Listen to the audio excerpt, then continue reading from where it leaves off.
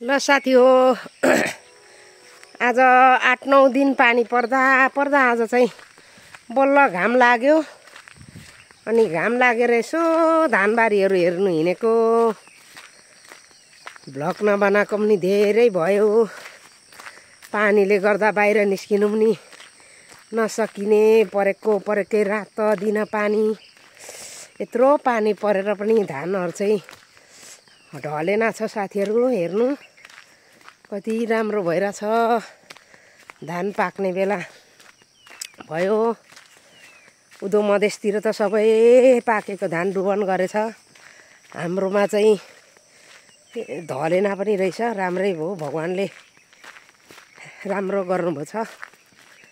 यो ठाउँमा चाहिँ ठाउँ नराम्रो भए पनि कुनै खोलाले पनि भेट्दैन, पहिरो पनि जाँदैन, ढुक्कले निदाउनु पाइन्छ साथीहरू।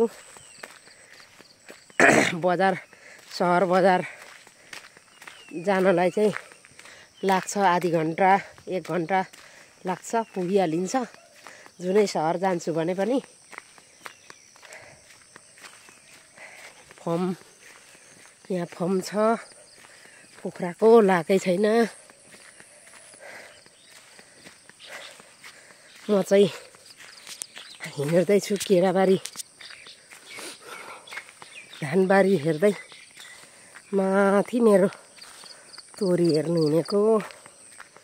तोरी छरेको तोरी चाहिँ पानीले कुटेर ढुट्टै बनाइसक्यो होला।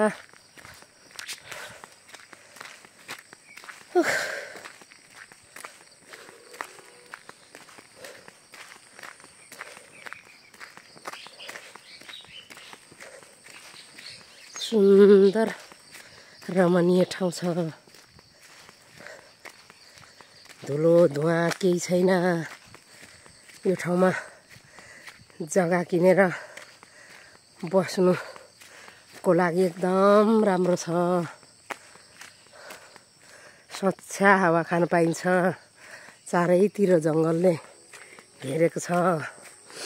धान ढकमक्क हुन्छ। त्यहाँ देखिएको खोला चाहिँ मेरो हो। यो खोलाबारी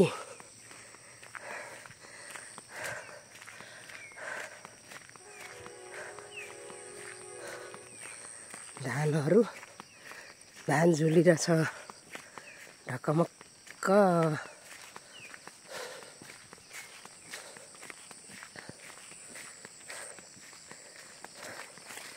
धानबारी मेरो कोला गोडेर बुढाले चिल्लै पार्दैछ। म चाहिँ घरमै बस्दा ठिक्क हुन्छ। बुढोले कोला गोडेर टक बनाएको छ। यता धान हेर्नु ढकमक्कै। यो माथि चाहिँ छत्रपुर हो, छत्रपुर डाँडा। पाकेर कोही त धान काटी पनि सकेको छ।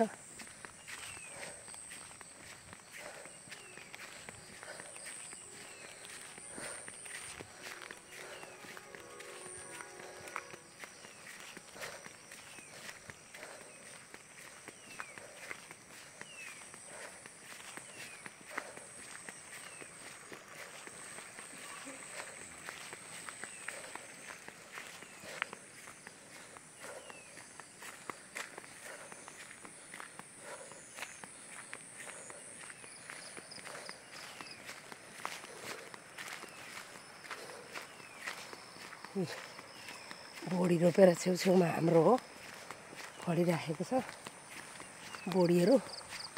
धान काट्ने बेला भइसक्यो। पानी परेर धान काट्न पाइएन। अब 1-2 दिनमै छम पाक्यो धान। पानीले कुटेर मेरो पाडाहरू पनि, यो मेरो पाडाहरू हो। 2टा पाडा रातभरि बिचराहरूलाई पानीले कुट्यो। गोठ छैन, सिङ्रिङ्ग भयो गोठ बिना। ल अब तोरीबारीतिर म लागेँ।